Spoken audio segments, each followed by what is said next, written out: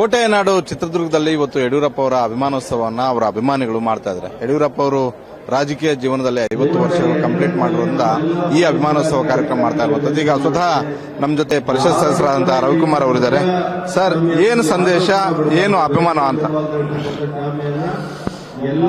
ಸಂದೇಶ ಏನು ಅಂತಂದ್ರೆ, ಒಂದು ರಾಜಕೀಯ ಪಕ್ಷ ಭಾರತೀಯ ಜನತಾ ಪಾರ್ಟಿಯನ್ನ ಕರ್ನಾಟಕ ರಾಜ್ಯದಲ್ಲಿ ಯಾವ ಪಕ್ಷ ಈ ಬಿಜೆಪಿಯನ್ನ ನೀವು ಅಧಿಕಾರಕ್ಕೆ ಬರಕ್ ಸಾಧ್ಯ ಇಲ್ಲ, ನೀವು ಅಧಿಕಾರದ ಕನಸನ್ನೇ ಕಾಣಬೇಡ್ರಿ ಅಂತ ಹೇಳಿ ಕಾಂಗ್ರೆಸ್ನವರು ಬೇರೆ ಬೇರೆ ಪಾರ್ಟಿಯವರು ಬಿಜೆಪಿಯನ್ನ ಹೀಯಾಳಿಸ್ತಾ ಇದ್ರು, ಮೂದಲಿಸ್ತಾ ಇದ್ರು.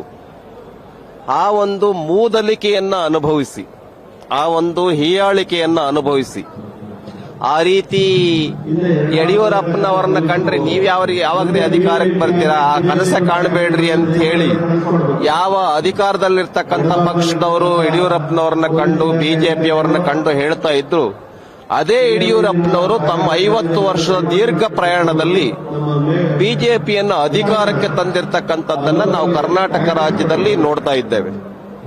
ಅದರೊಳಗೂ ಯಡಿಯೂರಪ್ಪನವರು ಬಾಲ್ಯದಲ್ಲಿದ್ದಾಗ ಹೆಂಗಿದ್ರು, ಆಮೇಲೆ ಹೇಗೆ ಪಾರ್ಟಿಯನ್ನ ಕಟ್ಟಿದ್ರು ಅಂತ ಹೇಳೋದಕ್ಕೆ ಸಾವಿರಾರು ಜನ ನಮ್ಮ ಪ್ರಮುಖ ಕಾರ್ಯಕರ್ತರು ಸಿಗ್ತಾರೆ. ಮತ್ತು ಯಡಿಯೂರಪ್ಪನವ್ರ ಜೊತೆನಲ್ಲಿ ಎಲ್ಲ ಜಿಲ್ಲೆಗಳಲ್ಲಿ, ತಾಲೂಕುಗಳಲ್ಲಿ ಅವರ ಮಾರ್ಗದರ್ಶನದಲ್ಲಿ ಓಡಾಡಿರ್ತಕ್ಕಂಥ, ಕೆಲಸ ಮಾಡಿರ್ತಕ್ಕಂಥ ಲಕ್ಷಾಂತರ ಜನ ಕಾರ್ಯಕರ್ತರು ಕೂಡ ಈ ಕಾರ್ಯಕ್ರಮದಲ್ಲಿ ಸಾಕ್ಷೀಭೂತರಾಗೋರಿದ್ದಾರೆ. ಸರ್, ಇವತ್ತಿನ ಒಂದು ಕಾರ್ಯಕ್ರಮದಲ್ಲಿ ಸ್ವಾಮೀಜಿಗಳು ಕೂಡ ಭಾಗವಹಿಸ್ತಾ ಇದ್ದಾರೆ. ದೊಡ್ಡ ಮಟ್ಟದಲ್ಲಿ ಇಡೀ ರಾಜ್ಯಾದ್ಯಂತ ಇರುವಂತಹ ಜಾತ್ಯತೀತವಾಗಿ ಎಲ್ಲ ಸ್ವಾಮೀಜಿಗಳನ್ನು ಕೂಡ ಆಹ್ವಾನ ಮಾಡಿದ್ದಾರೆ. ನೋಡಿ, ಯಡಿಯೂರಪ್ಪನವರನ್ನ ತಮ್ಮ ಕಣ್ಣಾರೆಯನ್ನ ನೋಡಿದ್ದಾರೆ, ಎಲ್ಲ ಮಠಗಳಿಗೂ ಕೂಡ ಹೋಗಿದ್ದಾರೆ. ಯಡಿಯೂರಪ್ಪನವರು ಯಾವ ರೀತಿಯ ಕಾರ್ಯಕರ್ತರು, ಯಾವ ರೀತಿ ನಾಯಕ ಅಂತ ಸ್ವಾಮೀಜಿಗಳು ಚೆನ್ನಾಗಿ ಹತ್ತಿರದಿಂದ ಬಲ್ಲರು.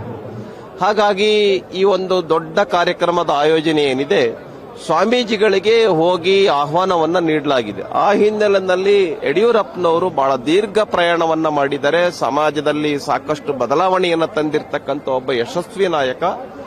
ಕರೆದಾಗ ನಾವು ಹೋಗಬೇಕು ಅಂತೇಳಿ ಬಹಳ ಆಸೆ ಪಟ್ಟು ಅವರಿಗೆ ಆಶೀರ್ವಾದವನ್ನ ಮಾಡೋದಕ್ಕೆ ಪ್ರಮುಖ ಸ್ವಾಮೀಜಿಗಳು, ಬಹಳ ಸಾವಿರಾರು ಜನ ಸ್ವಾಮೀಜಿಗಳು ಕೂಡ ಇದರೊಳಗೆ ಭಾಗವಹಿಸ್ತಾ ಇರತಕ್ಕಂಥದ್ದು ನಮ್ಮ ಕಾರ್ಯಕರ್ತರಿಗೆ, ನಮ್ಮ ಸಮಾಜಕ್ಕೆ ಒಂದು ಸ್ಫೂರ್ತಿ, ಚೈತನ್ಯವನ್ನ ನೀಡತಕ್ಕಂಥ ಒಂದು ಕಾರ್ಯಕ್ರಮ, ಒಂದು ಐತಿಹಾಸಿಕ ಕಾರ್ಯಕ್ರಮ ಇದು ಆಗೋದಿದೆ. ಅಮಿತ್ ಶಾ ಅವರು ಕೂಡ ಬರ್ತಾ ಇದ್ದಾರೆ. ಸರ್, ಏನ್ ಮೆಸೇಜ್ ಪಾಸ್ ಮಾಡೋದಕ್ಕೆ ಬರ್ತಾ ಇದ್ದಾರೆ ಇವತ್ತು? ವಿಶೇಷ ಈ ಕಾರ್ಯಕ್ರಮದ ಮೆರುಗು, ಈ ಕಾರ್ಯಕ್ರಮದ ವಿಶೇಷತೆ ಏನಪ್ಪಾ ಅಂತ ಹೇಳಿದ್ರೆ, ಅಮಿತ್ ಶಾ ಅವರು ಯಾವ ರಾಜ್ಯವನ್ನ ನೀವು ಅಧಿಕಾರ ಹಿಡಿಯಕ್ ಸಾಧ್ಯ ಇಲ್ಲ ದೇಶದಲ್ಲಿ, ಅದರೊಳಗೂ ವೆಸ್ಟ್ ಬೆಂಗಾಲ್ನಲ್ಲಂತೂ ನೀವು ಸಾಧ್ಯನೇ ಇಲ್ಲ, ನಾರ್ತ್ ಈಸ್ಟ್ ನಲ್ಲಿ ಸಾಧ್ಯನೇ ಇಲ್ಲ ಅಧಿಕಾರಕ್ಕೆ ಬರಕ್ಕೆ ಅಂತ ಹೇಳುವ ಸಂದರ್ಭದಲ್ಲಿ, ವೆಸ್ಟ್ ಬೆಂಗಾಲ್ನಲ್ಲಿ ಈಗೊಂದು 8-10 ವರ್ಷಗಳಲ್ಲಿ ಆಗಾಗ ಪ್ರವಾಸವನ್ನ ಮಾಡಿ ಪ್ರಯಾಸಪಟ್ಟು ಶಕ್ತಿಯನ್ನ ಸುರಿದು ವೆಸ್ಟ್ ಬೆಂಗಾಲ್ನಲ್ಲಿ ಅಧಿಕಾರಕ್ಕೆ ತಂದೆ ತೀರಬೇಕು ಅಂತೇಳಿ ಅವರೇನು ಸಂಕಲ್ಪ ಮಾಡಿದ್ರು, ಆ ಸಂಕಲ್ಪವನ್ನು ಈಡೇರಿಸಿ ಮುಖ್ಯಮಂತ್ರಿಗಳ ಪ್ರಮಾಣ ವಚನ ಕಾರ್ಯಕ್ರಮವನ್ನು ಮುಗಿಸಿ ನೇರವಾಗಿ ವೆಸ್ಟ್ ಬೆಂಗಾಲ್ನಿಂದ ಚಿತ್ರದುರ್ಗಕ್ಕೆ ಆಗಮಿಸೋರಿದ್ದಾರೆ.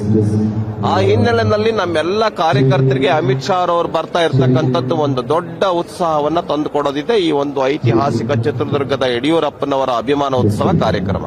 ಯಡಿಯೂರಪ್ಪ ಅವ್ರಿಗೆ ಅಭಿಮಾನ ಅಷ್ಟೇನಾ, ಇಲ್ಲ 2028ಕ್ಕೆ ಬರ್ತಾ ಇರುವಂತಹ ಚುನಾವಣೆ ದೃಷ್ಟಿಯಿಂದ ಈ ಸಭೆಯಿಂದಲೇ, ಈ ಸಮಾವೇಶದಿಂದಲೇ ಆ ಎಲೆಕ್ಷನ್ ತಂತ್ರಗಾರಿಕೆ, ಎಲೆಕ್ಷನ್ ಕೆಲಸ ಶುರು ಮಾಡ್ತಾ ಇದ್ರ? ಎಲೆಕ್ಷನ್ ಇನ್ನು ದೂರ ಇದೆ, ಇನ್ನು 2 ವರ್ಷ ಇದೆ.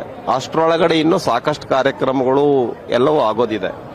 ಆದ್ರೆ ಒಂದೇ ಏನು ಅಂತ ಹೇಳಿದ್ರೆ, ಯಡಿಯೂರಪ್ಪನವರ ಈ ಒಂದು ದೀರ್ಘ ಪ್ರಯಾಣ ಇದೆ. 50 ವರ್ಷಗಳ ಕಷ್ಟಪಟ್ಟು ಪಾರ್ಟಿ ಕಟ್ಟಿರ್ತಕ್ಕಂಥದ್ದೇನಿದೆ, ಅಧಿಕಾರಕ್ಕೆ ತಂದು 4 ಸರಿ ಮುಖ್ಯಮಂತ್ರಿಗಳಾಗಿ, ಪ್ರತಿಪಕ್ಷದ ನಾಯಕರಾಗಿ, ಸಂಸತ್ ಸದಸ್ಯರಾಗಿ, ಈ ರೀತಿ ಒಂದು ದೀರ್ಘ ಪ್ರಯಾಣ, ದೀರ್ಘ ಏನು ಕಷ್ಟಪಟ್ಟು ಪಾರ್ಟಿ ಕಟ್ಟಿರ್ತಕ್ಕಂಥ ಇದೇನಿದೆ, ಇದನ್ನ ಸ್ವಾಮೀಜಿಗಳೆಲ್ಲರೂ ಕೂಡ ಭಾಗವಹಿಸ್ತಾ ಇದ್ದಾರೆ. ಎಲ್ಲ ಜಿಲ್ಲೆಗಳಿಂದ, ತಾಲೂಕುಗಳಿಂದ ಲಕ್ಷಾಂತರ ಸಂಖ್ಯೆಯಲ್ಲಿ ಭಾಗವಹಿಸ್ತಾ ಇದ್ದಾರೆ. ದೊಡ್ಡ ಐತಿಹಾಸಿಕ ಕಾರ್ಯಕ್ರಮ.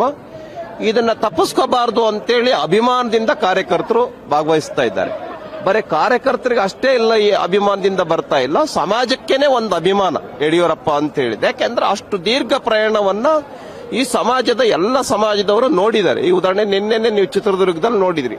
ಒಂದು ಕನಕದಾಸ ವೃತ್ತದಿಂದ ಹಿಡ್ಕೊಂಡು ಮದಕರಿ ವೃತ್ತದವರೆಗೆ ಒಂದು 3 ಕಿಲೋಮೀಟರ್ ಪ್ರೊಸೆಷನ್. ಎಷ್ಟು ಜನ ಭಾಗವಹಿಸಿದ್ರು? ಹೀಗೆ ಯಡಿಯೂರಪ್ಪನವರು ಅಂತ ಹೇಳಿದ್ರೆ ಒಂದು ಚೈತನ್ಯ, ಸ್ಫೂರ್ತಿ, ಕಷ್ಟಪಟ್ಟು ಪಾರ್ಟಿಯನ್ನ ಕಟ್ಟಿರ್ತಕ್ಕಂಥದ್ದು ಒಂದು ಅವಿಶ್ರಾಂತ ಚೇತನ ಯಡಿಯೂರಪ್ಪ ಅಂತ ಹೇಳಿದ್ರೆ. ಹಾಗಾಗಿ ಈ ಕಾರ್ಯಕ್ರಮಕ್ಕೆ ಅಭಿಮಾನದಿಂದ ಬರ್ತಾರೆ. ಇದಿಷ್ಟು ಪರಿಷತ್ ಸದಸ್ಯರಂತಹ ರವಿಕುಮಾರ್ ಅವರ ಒಂದು ಮಾತು.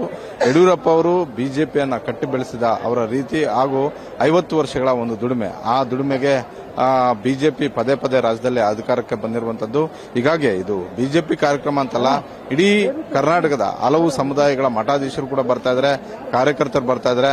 ಹೀಗಾಗಿ ಇಲ್ಲಿ ಚುನಾವಣಾ ರಾಜಕಾರಣಕ್ಕಿಂತ ಕೂಡ ಅವರಿಗೆ ಅಭಿಮಾನ ತೋರಿಸುವ ಸಲುವಾಗಿ ಈ ಸಮಾವೇಶವನ್ನು ಮಾಡ್ತಾ ಇರುವಂತದ್ದು ಅನ್ನುವಂತ ಒಂದು ಮಾತುಗಳನ್ನ ಹೇಳ್ತಾ ಇದ್ದಾರೆ. ಕ್ಯಾಮರಾಮನ್ ರವಿ ಜೊತೆ ಮಾರುತಿ ಪಾವಗಡ, ಗ್ಯಾರಂಟಿ ನ್ಯೂಸ್, ಚಿತ್ರದುರ್ಗ.